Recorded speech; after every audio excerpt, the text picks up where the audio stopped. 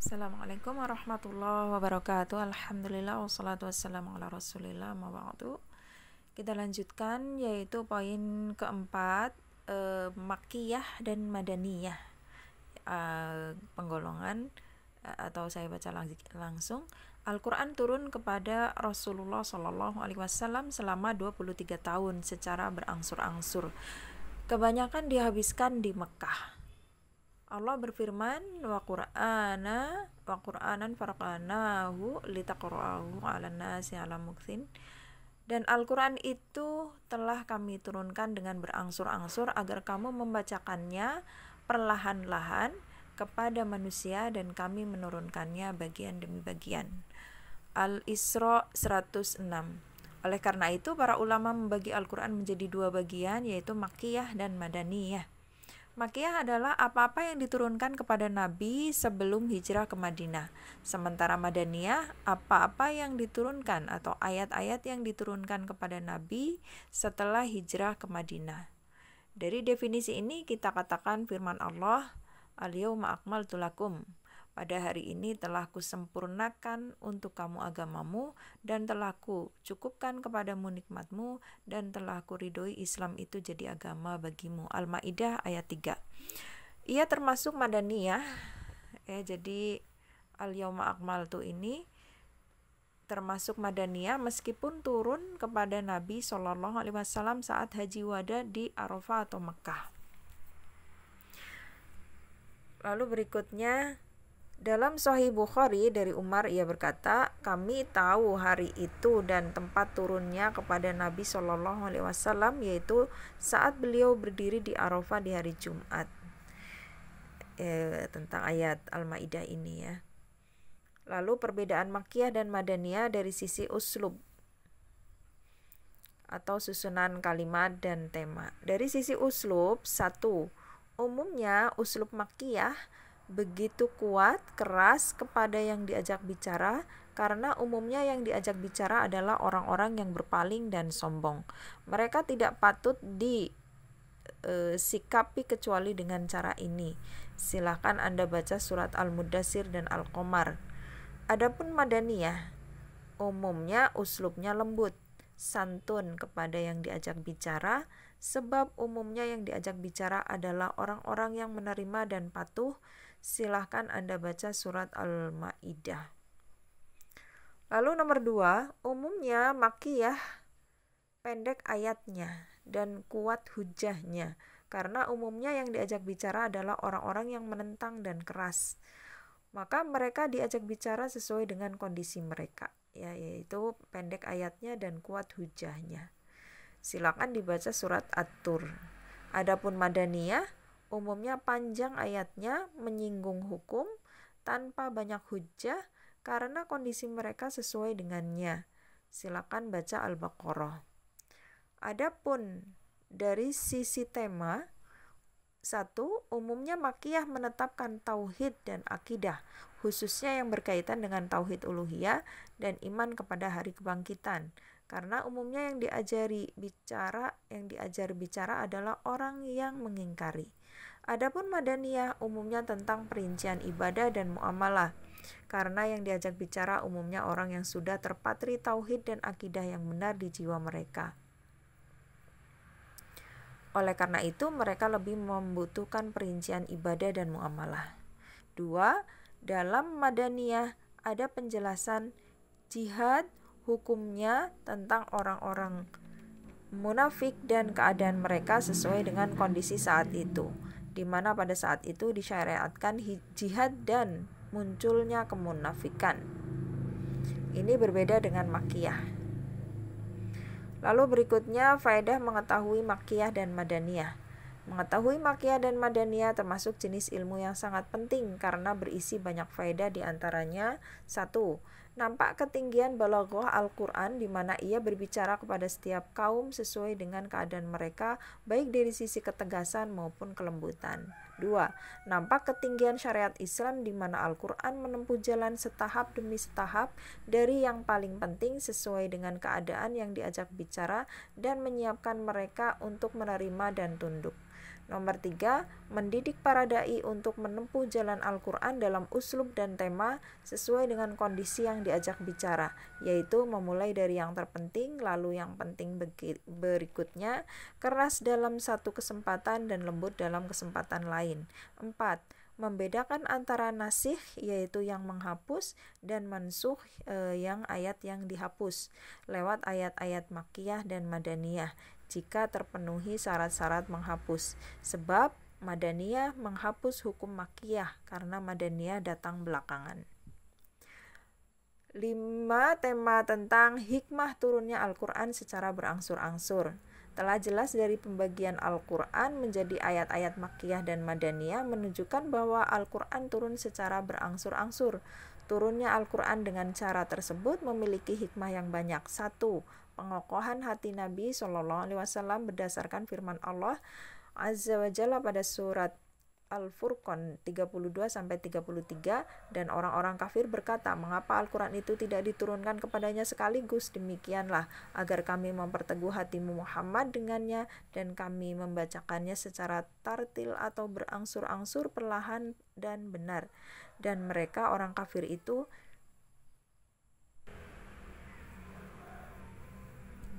tidak datang padamu membawa sesuatu yang aneh.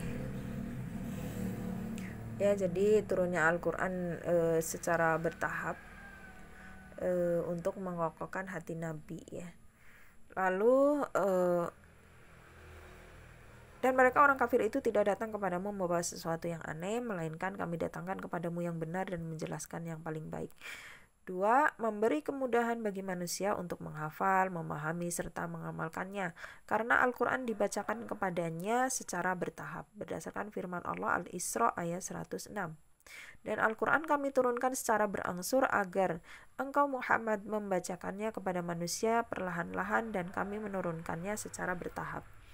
Lalu nomor 3, memberikan semangat untuk menerima dan melaksanakan apa yang telah diturunkan di dalam Al-Quran, karena manusia rindu dan mengharapkan turunnya ayat, terlebih lagi ketika mereka sangat membutuhkannya, seperti dalam ayat Ifk atau berita dusta yang disebarkan sebagian orang tentang Aisyah, dan tentang ayat li'an. Li'an itu yang suami menuduh berzina istrinya.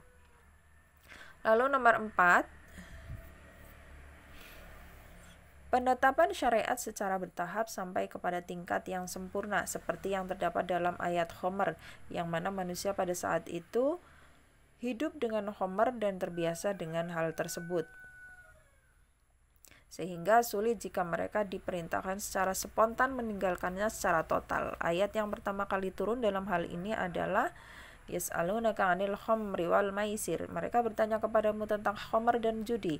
Katakanlah, pada keduanya terdapat dosa yang besar dan beberapa manfaat bagi manusia, tetapi dosa keduanya lebih besar dari manfaatnya. Al-Baqarah 219. Dalam ayat tersebut ada persiapan bagi manusia akan keharaman khamr, sehingga akal manusia akan mulai membiasakan tidak melakukan sesuatu yang dosanya lebih besar dari manfaatnya. Kemudian turun yang kedua kalinya adalah surat An-Nisa ayat 43, ya ayyuhalladzina amanu la taqrabus sholata wa antum sukaro. Hai orang yang beriman, janganlah kalian sholat sedang kamu dalam keadaan mabuk, sehingga kamu mengerti apa yang kamu ucapkan. Dalam ayat ini ada latihan meninggalkan khomer di beberapa waktu, yaitu waktu-waktu sholat. Kemudian turun yang ketiga kali firmannya, yaitu surat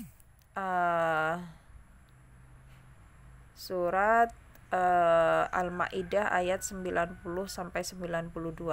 Hai orang yang beriman, sungguh meminum khamr, berjudi, berkorban untuk berhala, mengundi nasib dengan panah adalah perbuatan keji, termasuk perbuatan setan. Maka jauhilah perbuatan itu agar kamu mendapat keberuntungan. Sesungguhnya setan itu bermaksud hendak menimbulkan permusuhan dan kebencian di antara kamu lantaran meminum khamr dan berjudi itu, dan menghalangi kamu dari mengingat Allah dan sholat. Maka berhentilah kamu dari mengerjakan pekerjaan itu, dan taatilah kamu kepada Allah, dan taatlah kamu kepada Rasul, dan berhati-hatilah. Jika kamu berpaling, maka ketahuilah bahwa sesungguhnya kewajiban Rasul kami hanyalah menyampaikan amanat Allah yang terang.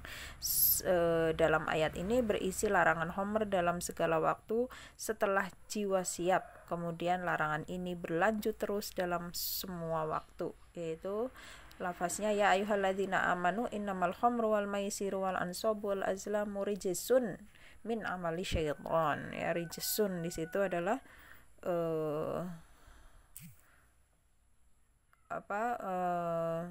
perbuatan keji, termasuk perbuatan setan ya. Lalu berikutnya tartib Al-Qur'an ya, bab baru, tartib atau urutan Al-Qur'an. Penulisan Al-Qur'an secara urut.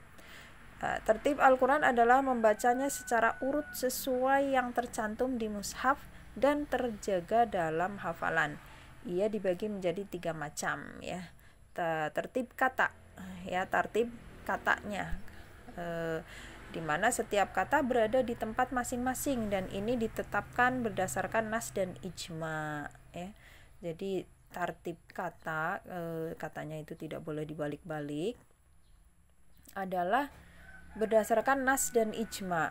Kami tidak mengetahui yang menyelisih ini. Dalam hal ini kewajibannya dan keharaman bagi yang menyelisihinya, maka tidak boleh membaca lillahi alhamdu rabbil alamin ya, harus alhamdu dulu, alhamdulillah, nggak boleh lillahinya dulu, alhamdu belakangan, nggak boleh, sebagai ganti alhamdulillahirabbil alamin ya. Bisa dipahami ya, ini tartib atau urutan katanya harus urut. Lalu tartib ayat, di mana setiap surat berada di tempat surat tersebut sesuai di mushaf. Ini ditetapkan berdasarkan nas dan ijma juga ya. Hukumnya wajib menurut pendapat yang rojih dan haram menyelisihinya. Maka kita tidak boleh membaca Malik Yaumiddin, Ar-Rahmanir Rahim ya, tentu Ar-Rahmanir Rahim baru Malik Yaumiddin dulu. Dalam Sahih Bukhari disebutkan bahwa Abdullah bin Az-Zubair berkata kepada Utsman bin Affan radhiyallahu anhu berkenaan dengan firman Allah, "Walladzina yutawaffawna minkum wa yadharuna azwajan wasiyatan li azwajihim mata'an ilal hauli ghairu ikhraj." Dan orang-orang yang akan meninggal dunia di antaramu dan meninggalkan istri, hendaklah berwasiat untuk istri-istrinya, yaitu diberi nafkah hingga setahun lamanya dengan tidak disuruh pindah dari rumahnya. Akan tetapi jika mereka pindah sendiri, maka tidak ada dosa bagimu wali atau waris dari yang meninggal membiarkan mereka berbuat yang ma'ruf terhadap diri mereka sendiri. Dan Allah Maha Perkasa lagi Maha Bijaksana. Al-Baqarah 240.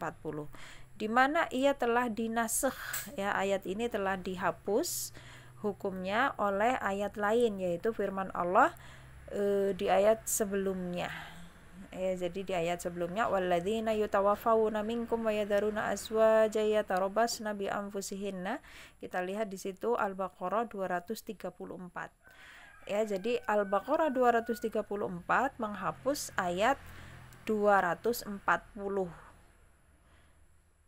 Di sini ayat 234-nya berbunyi, orang-orang yang meninggal di antaramu dengan meninggalkan istri, hendaklah para istri itu menangguhkan dirinya beriddah 4 bulan 10 hari. Kalau di ayat 240 tadi adalah berwasiat untuk istri-istrinya diberi nafkah hingga setahun lamanya ya, dengan tidak disuruh pindah. Tapi kalau yang terbaru yaitu menunggunya berapa? 4 bulan 10 hari. Kemudian apabila telah habis iddah, maka tiada dosa bagimu para wali membiarkan mereka berbuat terhadap diri mereka menurut yang patut. Allah mengetahui yang kamu perbuat ya. Jadi menunggu 1 tahun lamanya diganti menjadi 4 bulan 10 hari gitu ya, atau dinasakh ya, dihapus. Lalu berikutnya Ibnu Zubair bertanya kepada Anda tetap Ibnu Zubair bertanya, kenapa Anda tetap menulisnya di Al-Quran padahal sudah dihapus ayatnya gitu ya. Utsman radhiyallahu anhu menjawab, wahai putra saudaraku, aku tidak akan merubah sedikit pun dari tempatnya ya. Maksudnya ayat 240 tadi tidak dihapus, walaupun secara hukum sudah dihapus ya, karena jawaban Utsman adalah tidak akan merubah sedikit pun tempat ayat di dalam Al-Quran ya. Imam Ahmad, Abu Dawud, An-Nasai, dan At-Tirmidzi meriwayatkan dari Utsman bin Affan berkata, diturunkan kepada Nabi beberapa surat. Jika turun ayat, maka beliau memanggil penulis wahyu dan bersabda, letakkan ayat ini di surat ini. Ya, jadi ini adalah tartib ayat ya. Jadi walaupun ayatnya sudah dihapus, tetap dicantumkan di Al-Quran. Makanya pentingnya berilmu ya sebelum berdakwah, agar tidak salah. Nanti jangan sampai membaca ayat 240 langsung diamalkan, padahal ayat tersebut sudah dihapus dengan ayat 234. Ya, lalu berikutnya Imam Ahmad, Abu Dawud, An-Nasai, dan Tirmidzi meriwayatkan dari Utsman bin Affan berkata, diturunkan kepada Nabi SAW beberapa surat. Jika turun ayat, maka beliau memanggil penulis wahyu dan bersabda, letakkan ayat ini di surat ini. Sekarang kita ke berikutnya, yaitu tartib surat, urutan suratnya, di mana setiap surat berada di tempatnya sesuai di mushaf. Maka ini ditetapkan berdasarkan ijtihad dan tidak wajib membacanya urut, gitu ya. Jadi kalau tartib ayat, tartib kata itu harus urut, sedangkan tartib surat itu nggak harus urut ya, karena tartib surat itu berdasarkan ijtihad ya. Jadi boleh membaca tidak urut. Dalam Sahih Muslim dari Hudzaifah bin Yaman bahwa dia pernah sholat malam bersama Nabi. Beliau membaca Al-Baqarah, lalu An-Nisa, lalu Al-Imran. Ya, harusnya setelah Al-Baqarah tentunya Al-Imran baru An-Nisa. Tapi di sini Nabi saat sholat malam membaca dengan Al-Baqarah, lalu An-Nisa dulu baru Al-Imran gitu. Artinya membuktikan bahwa tartib surat itu nggak harus urut gitu ya, nggak harus urut untuk urutan suratnya. Lalu Imam Al-Bukhari meriwayatkan dari Ahnaf bin Qais secara mu'allaq bahwa ia membaca saat jadi imam di rakaat pertama Al-Kahfi, pada rakaat kedua Yusuf atau Yunus, dan disebutkan bahwa ia pernah sholat subuh bersama Umar dengan dua surat tersebut. Syekhul Islam Ibnu Taimiyah berkata, boleh membaca surat A sebelum surat B, begitu pula dalam menulis. Oleh karena itu, mushaf yang dimiliki para sahabat berbeda dalam tata letak penulisan surat. Namun, ketika mereka bersepakat atas satu jenis mushaf pada zaman Utsman bin Affan, maka ia menjadi sunnah khulafaur rasyidin, dan hadis menetapkan wajibnya mengikuti mereka. Ya, jadi kenapa sekarang ada mushaf Utsmani? Jadi urutan suratnya sesuai yang ada di Utsmani, ya karena mengikuti sunnah khulafaur rasyidin adalah tentang keutamaan khairu ummah, umat-umat terbaik itu tentunya mengikuti khulafaur rasyidin. Walaupun tadi dijelaskan bahwa mushaf yang dimiliki para sahabat itu berbeda tata letak urutan suratnya gitu. Lalu nomor 7, bab tentang penulisan Al-Quran dan kodifikasinya. Penulisan dan kodifikasi atau pengumpulan Al-Quran melewati 3 jenjang. Tahap pertama adalah zaman Nabi Muhammad SAW. Pada jenjang ini, penyandaran pada hafalan lebih banyak daripada penyandaran pada tulisan, karena hafalan para sahabat radhiyallahu anhum sangat kuat dan cepat, di samping sedikitnya orang yang bisa baca tulis dan sarananya. Oleh karena itu, siapa saja dari kalangan mereka yang mendengar satu ayat, dia akan langsung menghafalnya atau menuliskannya dengan sarana seadanya di pelepah kurma, potongan kulit, permukaan batu cadas, atau tulang belikat unta. Jumlah para penghafal Al-Quran sangat banyak. Dalam kitab Sahih Bukhari dari Anas bin Malik, bahwasanya Nabi SAW mengutus 70 orang yang disebut Al-Qurra. Mereka dihadang dan dibunuh oleh penduduk dua desa dari suku Bani Sulaim, di sini Ri'il dan Zakwan, di dekat sumur Ma'unah ya. Ini adalah tentang bukti bahwa jumlah penghafal Al-Quran di zaman dulu itu banyak. Ya, Nabi mengutus 70 orang. Ya, mereka dihadang di 2 desa, ya. Lalu, namun di kalangan para sahabat selain mereka masih banyak para penghafal Al-Quran seperti Khulafaur Rasyidin, Abdullah bin Mas'ud, Salim bekas budak Abu Hudzaifah, Ubay bin Ka'ab, Mu'adz bin Jabal, Zaid bin Thabit, dan Abu Darda radhiyallahu anhum. Tahap kedua yaitu pada zaman Abu Bakar As-Siddiq radhiyallahu anhu tahun 12 Hijriyah. Penyebabnya pada perang Yamamah banyak dari kalangan penghafal Al-Quran yang terbunuh, di antara Salim bekas budak Abu Hudzaifah. Di antaranya Salim bekas budak Abu Hudzaifah, salah seorang yang Rasulullah memerintahkan untuk mengambil bacaan Al-Quran darinya. Maka Abu Bakar radhiyallahu anhu memerintahkan untuk mengumpulkan Al-Quran agar tidak hilang. Dalam kitab Sahih Bukhari disebutkan bahwa Umar bin Khattab mengemukakan pandangan tersebut kepada Abu Bakar setelah selesainya perang Yamamah. Abu Bakar tidak mau melakukannya karena takut dosa, sehingga Umar terus-menerus mengemukakan pandangannya sampai Allah Subhanahu wa taala membukakan pintu hati Abu Bakar untuk hal itu. Dia lalu memanggil Zaid bin Thabit radhiyallahu anhu. Di samping Abu Bakar berdiri Umar. Abu Bakar mengatakan kepada Zaid, "Sesungguhnya engkau adalah seorang yang masih muda dan berakal cemerlang. Kami tidak meragukanmu.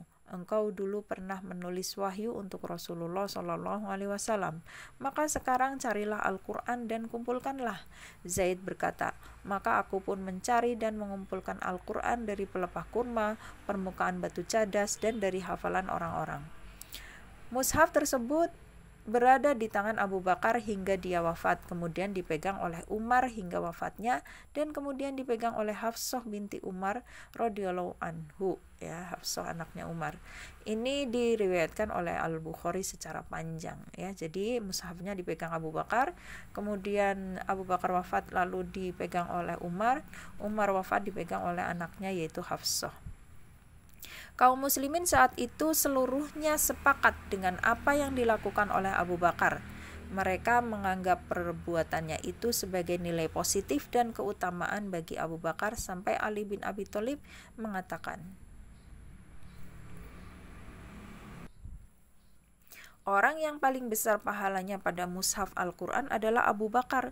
Semoga Allah Subhanahu wa ta'ala memberi rahmat kepada Abu Bakar, karena dialah orang yang pertama kali mengumpulkan kitab Allah Subhanahu wa ta'ala." Ya, jadi kaum muslimin sepakat dengan yang dilakukan Abu Bakar, yaitu mengumpulkan ayat-ayat Al-Quran, ya, menjadi satu mushaf.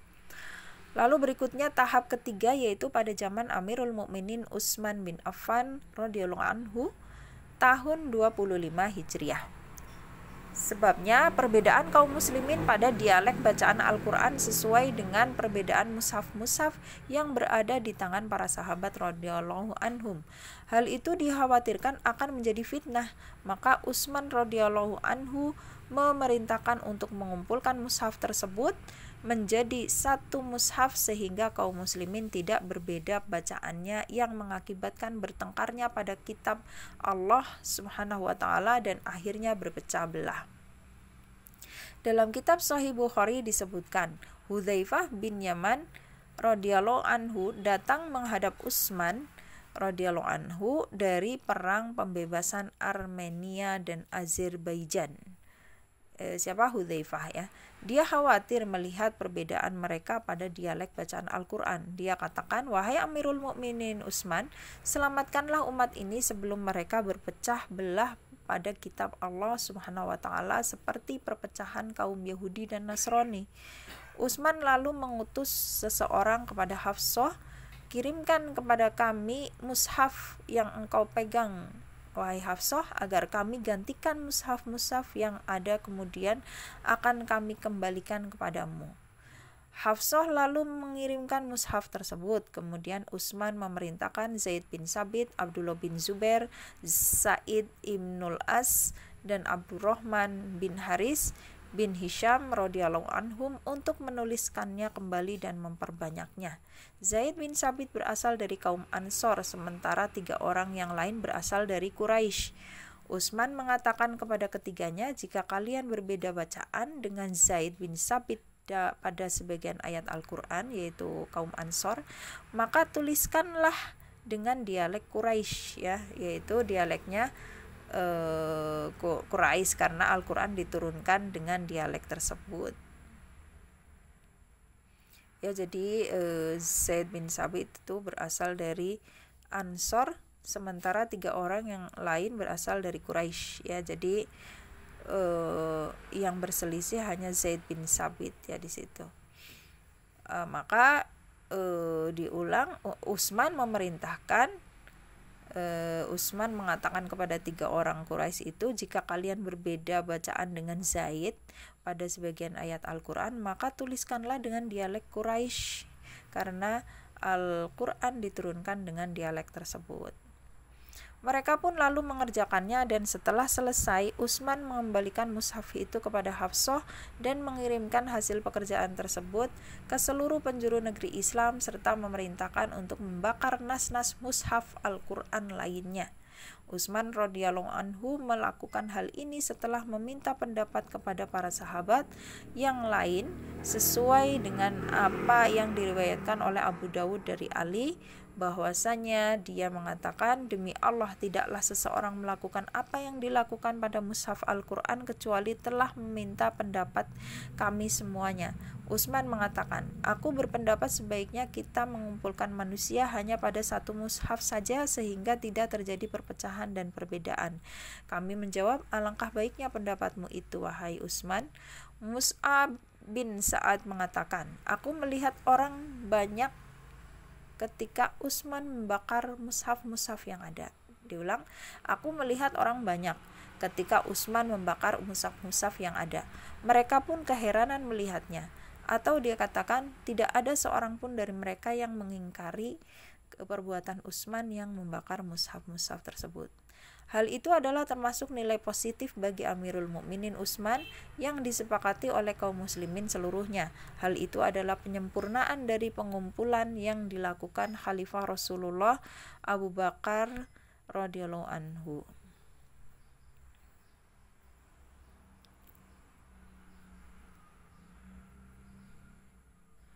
Perbedaan antara pengumpulan yang dilakukan Utsman dan pengumpulan yang dilakukan Abu Bakar adalah tujuan dari pengumpulan Al-Quran di zaman Abu Bakar adalah menuliskan dan mengumpulkan keseluruhan ayat Al-Quran dalam satu mushaf agar tidak tercecer dan tidak hilang, tanpa bertujuan membawa kaum muslimin untuk bersatu pada satu mushaf.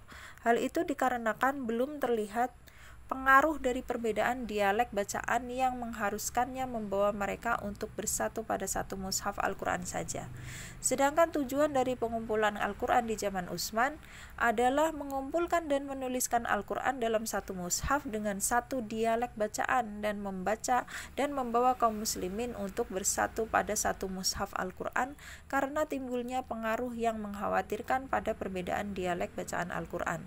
Hasil yang didapatkan dari pengumpulan ini terlihat dengan timbulnya kemaslahatan yang besar di tengah kaum muslimin, di antaranya persatuan dan kesatuan, kesepakatan bersama, dan saling berkasih sayang. Kemudian mudarat yang besarnya bisa dihindarkan, yang diantaranya adalah perpecahan umat, perbedaan keyakinan, tersebar luasnya kebencian dan permusuhan. Mushaf Al-Quran tetap seperti itu sampai sekarang dan disepakati oleh seluruh kaum muslimin serta diriwayatkan secara mutawatir, dipelajari oleh anak-anak dari orang dewasa, tidak bisa dipermainkan oleh tangan-tangan kotor para perusak, dan tidak sampai tersentuh oleh hawa nafsu orang-orang yang menyeleweng. Segala puji bagi Allah Subhanahu wa ta'ala, Tuhan langit, Tuhan bumi, dan Tuhan sekalian alam. Lalu berikutnya sekarang adalah tema tafsir. Definisi tafsir secara bahasa, tafsir berasal dari kata al-fasru, yaitu menyingkap sesuatu yang tertutup. Secara istilah, tafsir adalah menjelaskan makna-makna Al-Quranul Karim. mempelajari tafsir hukumnya adalah wajib berdasarkan firman Allah. Ya, jadi udah selesai ya definisi tafsir. Secara bahasa adalah al-fasru, yaitu menyikap sesuatu yang tertutup. Secara istilah tafsir adalah menjelaskan makna-makna Al-Qur'anul Karim. Lalu mempelajari tafsir hukumnya adalah wajib berdasarkan firman Allah Ta'ala, kitabun anzalnahu ilaika mubarakul liyadabbaru, ya. Ini adalah sebuah kitab yang kami turunkan kepadamu penuh dengan berkah supaya mereka mentadaburi dan supaya mendapat pelajaran orang-orang yang mempunyai pikiran. Surat Shad ayat 29. Dan firman Allah juga, afala yatadabbarun al-Qur'an, maka apakah mereka tidak mentadaburi Al-Qur'an ataukah hati mereka terkunci, yaitu Muhammad 24. Ya, jadi mentadaburi Al-Quran itu butuh tafsir, ya, butuh ilmu tafsir, dan buku-buku tafsir sudah banyak ya sekarang, tinggal dibaca, terjemahnya juga banyak. Istidlal atau kesimpulan yang dipahami dari ayat pertama adalah bahwa Allah menjelaskan hikmah diturunkan Al-Quran yang penuh berkah ini adalah agar manusia mentadaburi ayat-ayatnya dan mengambil pelajaran yang terkandung di dalamnya. Tadabur adalah memperhatikan, mempelajari, dan merenungi lafaz-lafaz untuk mencapai maknanya. Jika hal itu tidak dilakukan, maka luputlah hikmah diturunkan Al-Quran, dan jadilah Al-Quran hanya sekedar lafaz yang menjadi bacaan rutinitas yang tidak dapat memberikan pengaruh bagi orang yang membacanya. Hal ini disebabkan karena pengambilan ibroh atau pelajaran itu tidak mungkin dapat dilakukan tanpa memahami makna yang terkandung dalam Al-Quran. Istidlal atau konklusi dari ayat yang kedua adalah bahwa ayat yang kedua tadi ya, afala yatadabbarunal Qur'an, adalah bahwa Allah mencela orang yang tidak memperhatikan Al-Qur'an serta mengisyaratkan bahwa hal tersebut termasuk penutup dan penghalang hati mereka sehingga kebenaran itu tidak sampai pada hati mereka. Dulu para salaful ummah, umat terdahulu, berada di atas jalan yang wajib ini. Mereka mempelajari Al-Quran, baik lafaznya maupun maknanya, karena dengan cara itulah mereka mampu mengamalkan Al-Quran sesuai dengan yang dikehendaki Allah. Karena mengamalkan sesuatu yang tidak diketahui maknanya adalah hal yang mustahil. Berkata Abu Abdirrahman As-Sulami telah menceritakan kepada kami orang yang membacakan Al-Quran kepada kami seperti Utsman bin Affan, Abdullah bin Mas'ud, dan juga yang lainnya, bahwa apabila mereka mempelajari dari Nabi 10 ayat, mereka tidak menambahnya sampai mereka mempelajari pelajaran apa yang ada di dalam ayat tersebut, kemudian berusaha untuk mengamalkannya. Jadi siapa tadi? Utsman bin Affan, Abdullah bin Mas'ud, ya. Jadi mereka kalau mendapat ayat dari Nabi 10 ayat, maka ditadaburi dulu, ya, diamalkan dulu. Mereka berkata, maka kami mempelajari Al-Quran, mengambil ilmu dari Al-Quran dan sekaligus mengamalkannya. Berkata Syekhul Islam Ibnu Taimiyah, sudah dimaklumi bersama bahwa orang-orang tidak dibenarkan membaca sebuah kitab tentang suatu macam ilmu seperti ilmu kedokteran dan ilmu hisab tanpa menuntut syarah atau penjelasan untuk hal itu. Maka bagaimana dengan kalamullah Ta'ala yang merupakan tali pegangan mereka, dan dengannya lah dapat diraih keselamatan dan kebahagiaan mereka serta tegaknya agama dan dunia mereka.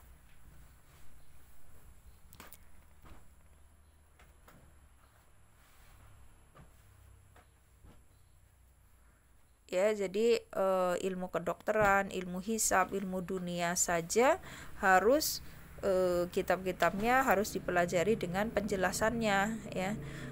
Itu ilmu dunia, ya. Ada tafsirnya juga, ilmu kedokteran harus detail gitu ya. Apalagi ini ilmu Al-Quran, ilmu akhirat, tentunya harus ada syarah atau penjelasan atau tafsirnya. Ini menurut Imam Ibnu Taimiyah. Wajib atas ahli ilmu untuk menjelaskan tafsir kepada umat manusia, baik dengan tulisan maupun dengan lisan. Berdasarkan firman Allah Ta'ala, Dan ingatlah ketika Allah mengambil janji dari orang yang telah diberi kitab, yaitu hendaknya kamu menerangkan isi kitab itu kepada manusia dan janganlah kamu menyembunyikannya. Ya, menerangkan di sini litubayyinahu linnas, ya, untuk menjelaskannya pada manusia. Al-Imran ayat 187. Menjelaskan Al-Quran kepada manusia itu bersifat menyeluruh, meliputi menjelaskan lafaz dan maknanya. Jadi tafsir Al-Quran itu termasuk janji yang akan Allah minta pertanggungjawabannya kepada ahli ilmu untuk menjelaskannya. Tujuan mempelajari ilmu tafsir adalah tercapainya tujuan yang terpuji dan buah yang mulia, yaitu membenarkan kabar Al-Quran dan mengambil manfaat dari kabar tersebut serta menetapkan hukum-hukumnya sesuai dengan yang dimaksud oleh Allah, yaitu agar dalam menyembah Allah didasari atas basiroh atau ilmu.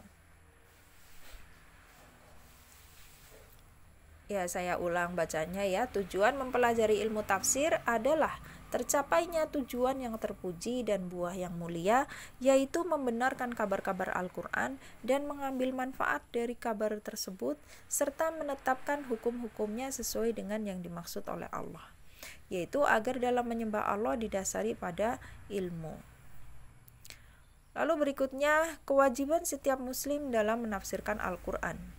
Kewajiban setiap muslim dalam menafsirkan Al-Quran adalah hendaknya ketika menafsirkan Al-Quran, ia merasa dirinya adalah penerjemah Allah sebagai saksi atasnya tentang apa-apa yang dia kehendaki dari kalamnya, sehingga dia mengagungkan persaksian ini dan takut mengatakan tentang Allah tanpa ilmu, karena hal itu bisa mengakibatkan dia terjerumus kepada hal yang Allah haramkan yang bisa membuatnya hina di hari kiamat nanti. Allah berfirman, Qul innama harrama rabbiyal fawahisha ma dhahara minha wa ma batan. Dan katakanlah, Robku hanya mengharamkan perbuatan yang keji, baik yang nampak ataupun tersembunyi, dan perbuatan dosa, melanggar hak manusia tanpa alasan yang benar, mengharamkan mempersekutukan Allah dengan sesuatu yang Allah tidak menurunkan hujah untuk itu, dan mengharamkan berbicara atas Allah tanpa ilmu. Ya, ini yang di akhir di garis bawah ya, berbicara atas Allah tanpa ilmu, yaitu wa an taqulu 'alallahi ma la ta'lamun, ya, surat Al-A'raf ayat 33. Dan Allah juga berfirman, wa yaumal qiyamati taral ladzina, dan pada hari kiamat kamu akan melihat orang-orang yang berbuat dusta atas Allah, mukanya menjadi hitam. Bukankah dalam neraka jahanam itu ada tempat bagi orang yang menyombongkan diri? Az-Zumar ayat 60. Ya, orang-orang yang berbuat dusta atas Allah, ya, yaitu alladzina kadzabu 'alallah. Ya, berbicara tanpa ilmu atau berdusta, mengatakan ilmu padahal bukan dari Allah. Lalu berikutnya nomor 2, yaitu sumber rujukan dalam menafsirkan Al-Quran. Sumber rujukan dalam menafsirkan Al-Quran adalah sebagai berikut. Tentunya yang pertama adalah sumbernya Al-Quran, yakni Al-Quran ditafsirkan dengan Al-Quran, karena Allah dialah zat yang menurunkan Al-Quran dan dialah yang paling mengetahui maksud yang terkandung dalam Al-Quran.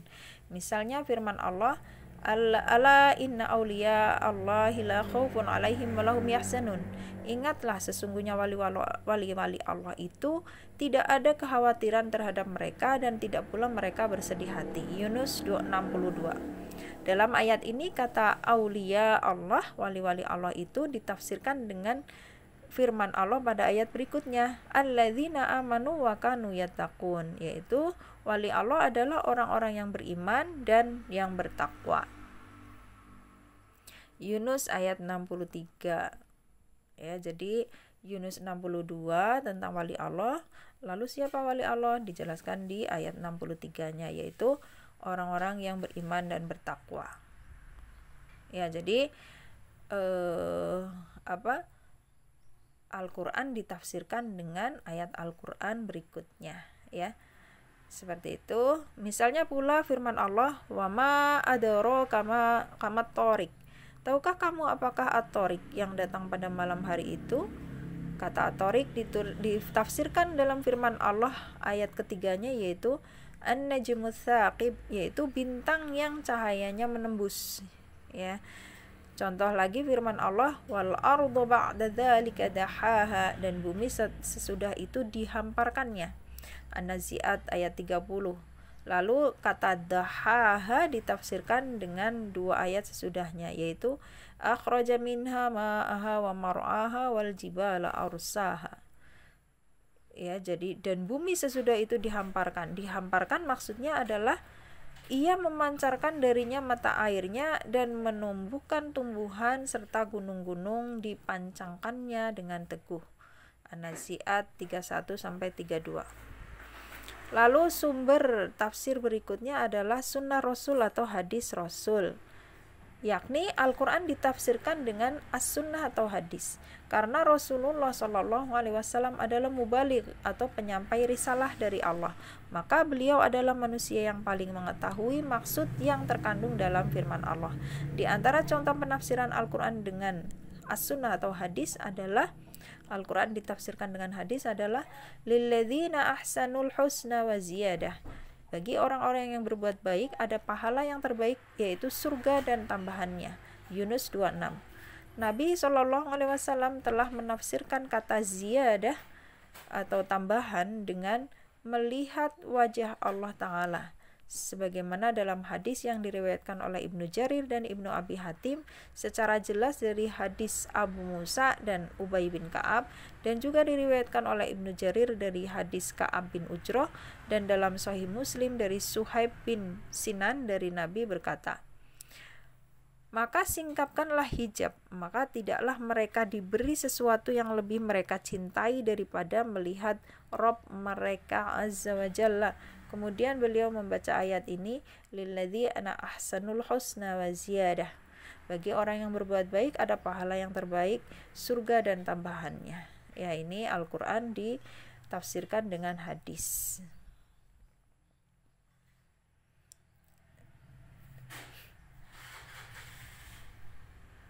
Ya, ziyadah di sini adalah melihat Allah, ya. Ditafsirkan dengan hadis tadi, ya. Lalu berikutnya adalah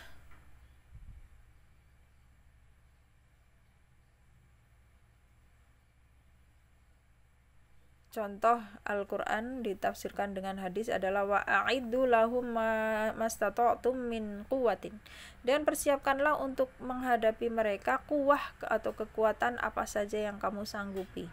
Al-Anfal 60. Nabi menafsirkan kata kuwah atau kekuatan dengan melempar panah, ya, dan persiapkanlah untuk menghadapi mereka kuwah yaitu panah, melempar panah apa saja yang kamu sanggupi.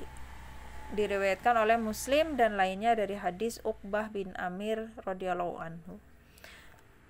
Lalu berikutnya sumber hukum menafsirkan Al-Quran yang ketiga adalah sumber tafsir ketiga adalah ucapan qaul sahabah, ya, atau ucapan sahabat radhiyallahu anhum, yakni menafsirkan Al-Quran dengan perkataan sahabat radhiyallahu anhum, terutama kalangan sahabat yang menguasai tafsir, karena Al-Quran diturunkan dengan bahasa mereka dan pada zaman mereka, karena merekalah generasi setelah Nabi yang paling jujur dalam mencari kebenaran, paling selamat dari hawa nafsu, dan paling bersih dari penyimpangan yang dapat menghalangi seseorang untuk mendapatkan taufik dari Allah.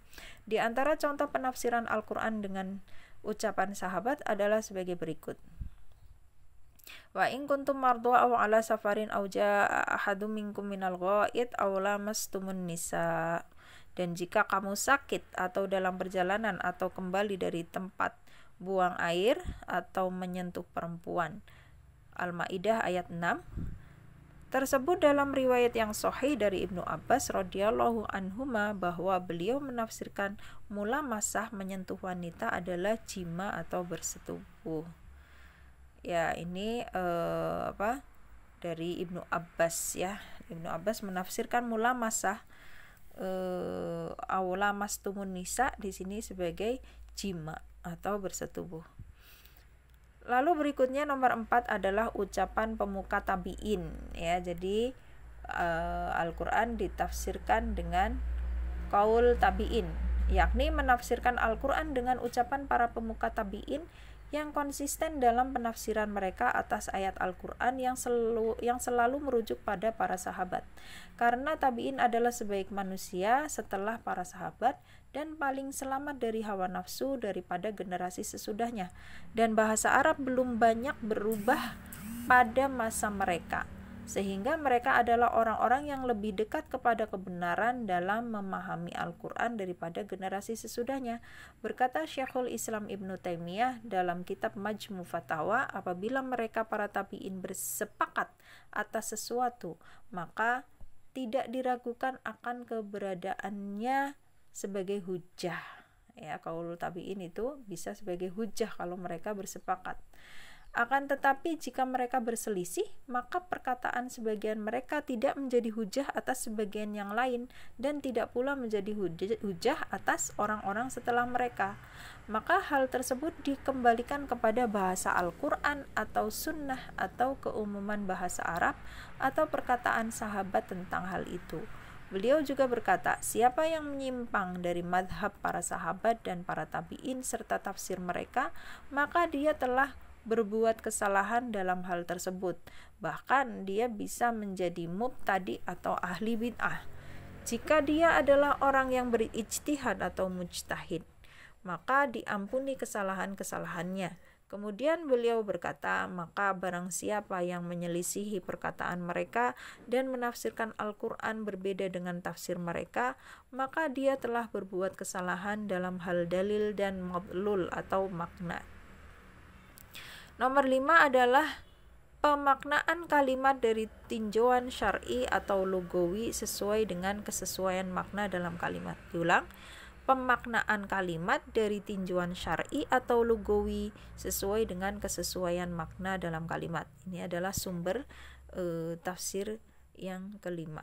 Hal ini berdasarkan firman Allah, sesungguhnya kami telah menurunkan kepadamu kitab Al-Quran dengan membawa kebenaran supaya kamu mengadili antara manusia dengan apa yang telah Allah wahyukan kepadamu. An-Nisa ayat 105.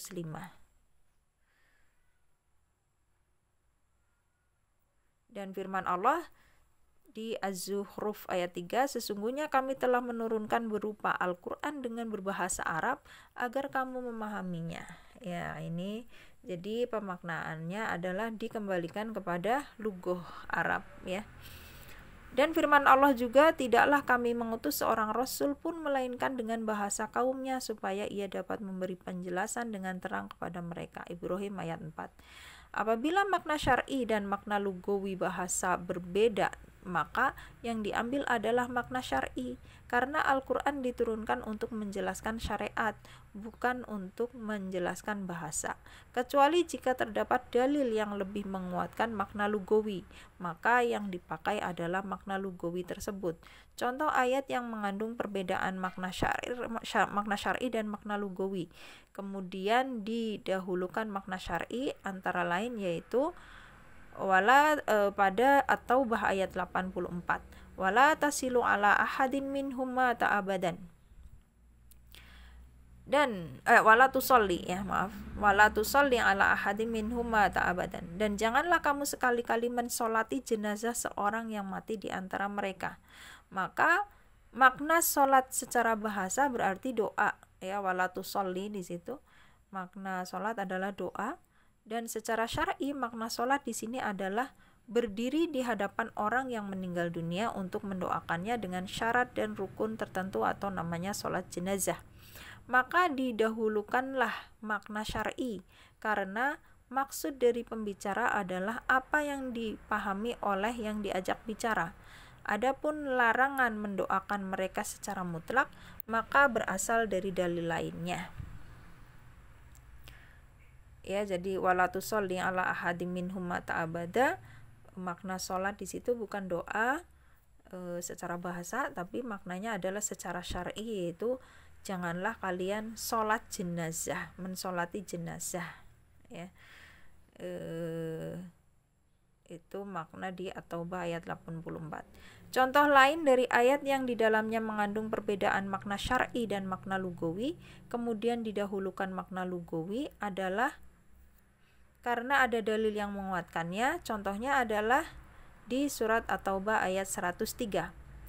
Khudz min amwalihim shadaqatan tutahhiruhum wa tuzakkihim biha wa sholli alaihim.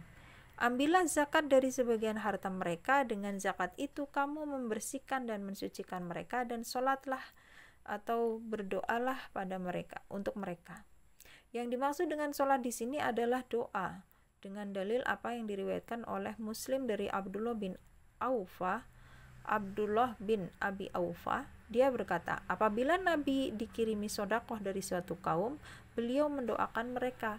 Bapakku mendatangi beliau dengan membawa sodakoh. Kemudian Rasul berdoa, Allahumma sholli ala ali Abi Aufa.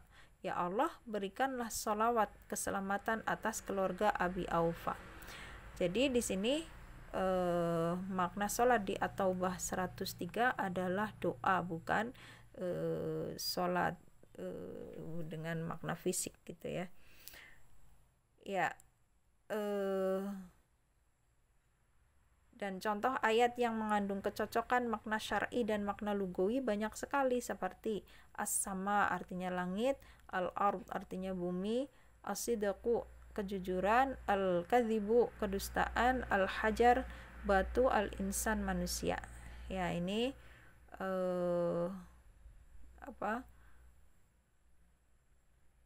tentang sumber menafsirkan Al-Qur'an, yaitu dari yang kelima, yaitu sumbernya adalah pemaknaan kalimat dari tinjauan syar'i dan lugawinya ya. Ada yang dikembalikan kepada makna syar'i atau istilah, ada yang dikembalikan ke makna lugawi atau bahasa